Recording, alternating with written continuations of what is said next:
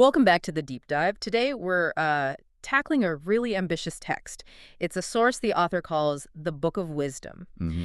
And if you've ever wondered just how deep the esoteric rabbit hole goes, well, this deep dive is definitely for you. We're not just talking philosophy here. No, not at all. This is presented as a kind of reservoir of occultism, packed with symbolism, cosmology, proposing this, well, radical truth hidden in plain sight. And the key to really getting into this work is understanding its main method, which the source calls syncretism. Syncretism. And it's not just, mixing ideas together randomly.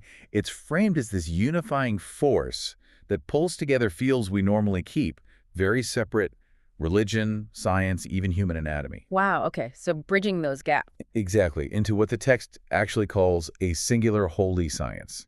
And the core idea driving all of this is that everything comes from the one. Everything's fundamentally connected. So what happens inside my body, for example, mirrors the cosmos. That's the premise, literally. Yeah. Your internal workings reflect the mechanics of the universe. That is a huge claim. I mean, the universe built like my internal organs. That's pretty out there, yeah. So our mission today is basically to map out this whole system for you listening. The source claims it's a path to self-mastery, enlightenment, achieving a higher self, all by decoding the body as this like perfect mini universe. So get ready. We're actually starting with anatomy as kind of map for scripture. Yeah, that's the first layer. Okay, let's unpack that because it sounds like maybe the most surprising part of this syncretism. Yeah. This idea that your physical head, your body, is literally an encoded map for spiritual awakening. That's the core of it. So according to this text, the real sacred geography isn't somewhere like Jerusalem or Rome. It's inside your own skull. Precisely. The source gets incredibly specific with these anatomical metaphors. The brain, especially, is key. Right. In this holy science, the brain isn't just for thinking. It's equated to the upper room, where Jesus meets the 12 disciples. Okay. Well, those disciples are identified as the 12 cranial nerves. Wait, the actual 12 cranial nerves, so the disciples are physical things inside our heads. That's the interpretation given, yes, of a massive reinterpretation, obviously. Yeah, no kidding. Of a central religious story. Does the source say why? Why make this equation between anatomy and scripture? Well, the argument presented is that these stories were sort of coded by initiates. They were meant to be read in two ways. Ah, okay. Exoteric for the masses, Yeah. the literal story, and esoteric for those who understood the internal biological meaning. Got it, like a hidden layer. Exactly. And you mentioned the brain as the Holy Land. It's also called the land flowing with milk and honey. Milk and honey. So those aren't just symbolic either. Not according to this source. They're very precisely labeled. The pituitary gland is the milk, The pituitary. and the pineal gland is the honey. Pineal gland, the honey. Wow, okay. And speaking of sort of hidden names or coded language, you mentioned a connection with the claustrum, that thin layer of neurons. Yes, this is where the symbolism gets really layered, maybe even a bit strange for some. Okay. The claustrum is equated directly with Santa Claus. Santa Claus. How do they make that jump? The logic presented is that St. Claus is the saint of the claustrum, and the gifts, Santa brings down the chimney. Yeah. Well, the chimney is the spinal column, and the gifts are these spiritual fluids we're about to get into. That definitely puts a different spin on Christmas stories, a very biological one. Okay, so moving down that chimney, the spinal column, let's talk about the Christ oil, or chrism. This sounds central. It is. It's described as the core mechanism for enlightenment in this system. What exactly is it? Is it a physical substance?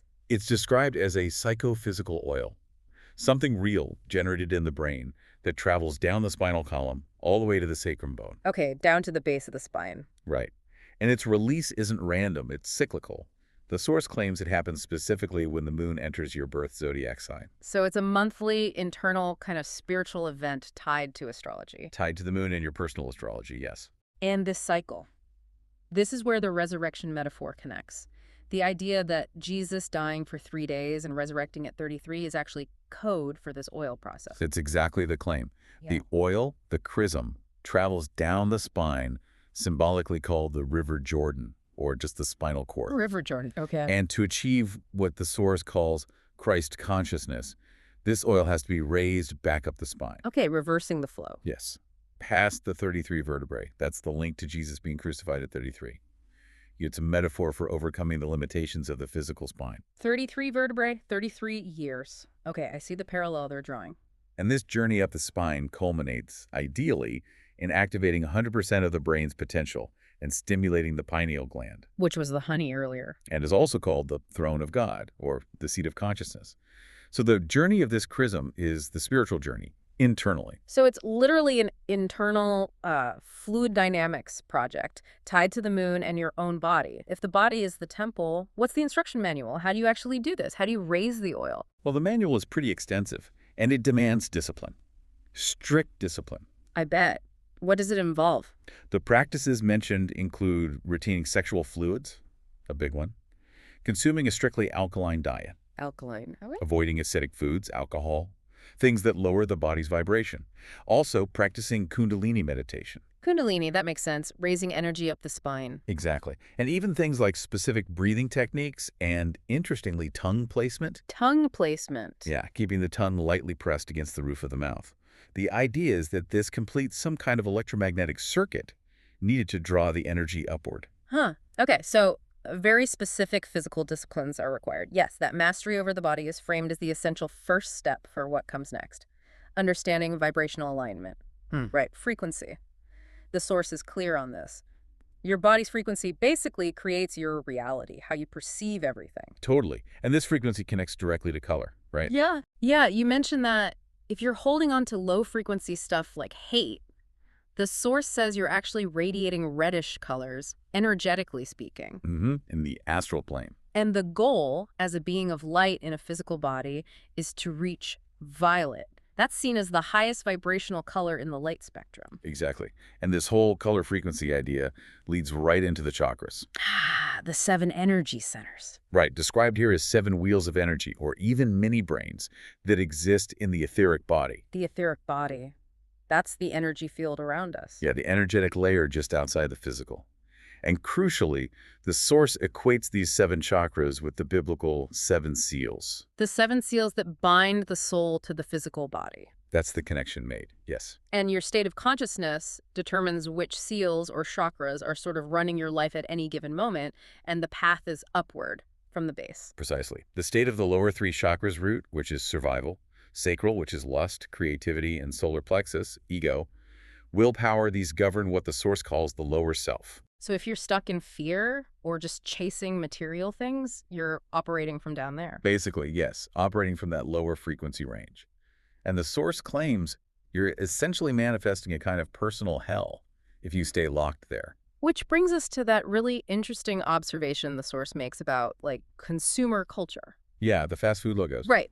It points out that so many fast food places use red, orange, or yellow in their branding. And the claim is that this is intentional, to attract people operating primarily from those lower 3 chakras, survival, craving, immediate gratification. That's the observation, yeah. Yeah. That those colors vibrate at that lower frequency and are used specifically to target minds stuck in that mode. Wow. Okay. So that lower frequency state, the survival mode, is maintained or even amplified by what we eat, which leads us to the electric diet. Exactly. The health advice needed for achieving high vibration.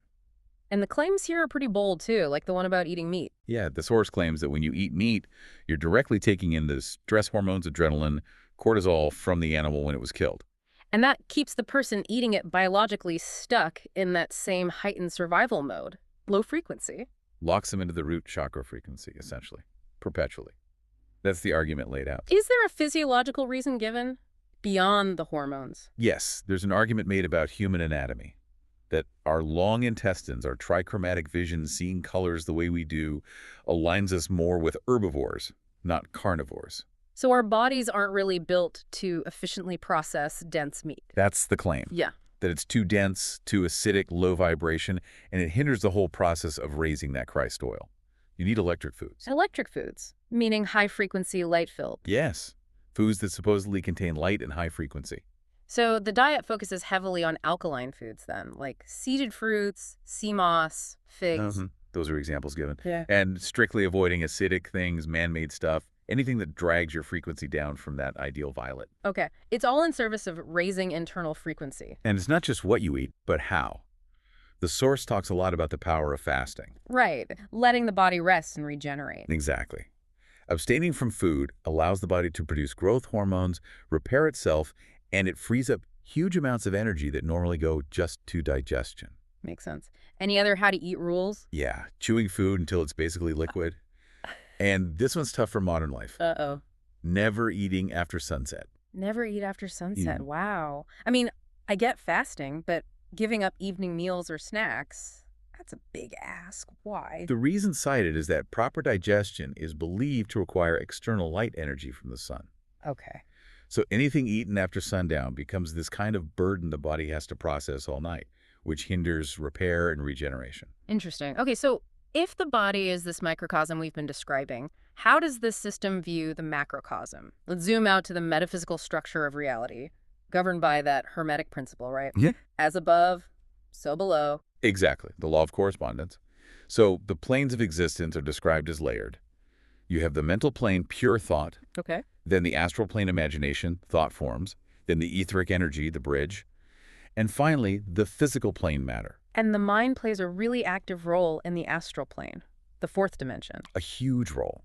Because in the astral plane, thoughts aren't just abstract ideas. They are described as literal things, energetic forms you are constantly creating. With every powerful thought. With every thought, but especially those powered by strong emotion. And this is where the source issues a warning about negative thought forms. Like what? Fear, shame, resentment. If you feed these with intense emotional energy, they can manifest as what the Force calls demons. Demons, like actual entities. Energetic entities, yes. Meh. Every mental addiction, may be lust, greed, chronic self-criticism, is viewed as a kind of demon you created in the astral plane. And it gets stronger the more you feed it with your emotional energy. So if I'm constantly beating myself up mentally, the source says I'm literally creating and empowering my own inner critic as an energetic being. That's the concept. Yeah. It elevates self-mastery from just a good habit to, like you said, a cosmic defense mechanism. Wow. Okay. That's intense. You're constantly building your reality, good or bad. For good or ill, yeah. Yeah. Now, zooming out further, the actual cosmological structure presented. Right. The shape of the universe itself. It's modeled on the electromagnetic torus field, that donut shape, Yeah, I can picture it. which they identify with the atom, or even Adam, the ancient Egyptian creator god. Adam. Yeah. Adam. Okay. And where's Earth in this giant torus field? Earth is placed at the plane of inertia, the neutral point, the center. The source even plays on the word Earth being an anagram for heart, Heart. The center. Okay. signifying its central role as the middle ground, the place where we experience duality, good and evil, which is seen as necessary for the soul's growth. A balancing point. But this whole realm, this earthly experience, is governed by a specific planet, according to the source. Yes, Saturn. Saturn. Or, as the source sometimes calls it, Satan. It's referred to literally as the god of this world. Okay, wait. Not necessarily a literal devil with horns, though. Not necessarily. More like the outermost layer of our soul system. It represents the game cube, maybe like a computer simulation boundaries. Game cue. Saturn is associated with time, Chronos, Father Time. When the soul incarnates through Saturn, it enters this world of time and limitation, and it crystallizes into physical matter, specifically carbon 666. Carbon 666. 6 protons, 6 neutrons, 6 electrons. That's the identification made. Carbon 6666 is called the true mark of the beast. So, my physical body, the carbon-based body I'm in right now, Yeah. that's the 666. The suit required to play the game in this Saturnian reality. That's the claim. The carbon-based vessel, the mortal machine for this plane. It's a powerful unifying idea tying physics and symbolism together. It really is. And I suppose if this knowledge is so profound, the body being the key, the nature of reality being a simulation, the source must also claim it's being hidden? Oh, absolutely. Yeah. It claims this knowledge is aggressively suppressed. Oh, by who? Well, the source points fingers at established powers groups, like the Freemasons, the Vatican. It argues they intentionally encode the highest teachings. Ah, back to the exoteric versus esoteric idea. Exactly. Making texts like the Bible exoteric for the general public, focusing on external worship, literal stories, faith, while keeping the esoteric internal truths about the body, consciousness, the cosmos, for a select few initiates. And this suppression extends beyond just texts. Yes. It claims this is why knowledge of the ether, which could potentially lead to free energy, is suppressed, and why institutions like NASA allegedly use CGI and manipulate information to hide the true nature of our reality, maybe a firmament, or what the Source calls the soul system. Wow. Okay, this deep dive has been, well, staggering. We've gone from brain anatomy to cosmic simulations, a real unification of biology, religion, quantum ideas. It covers a lot of ground.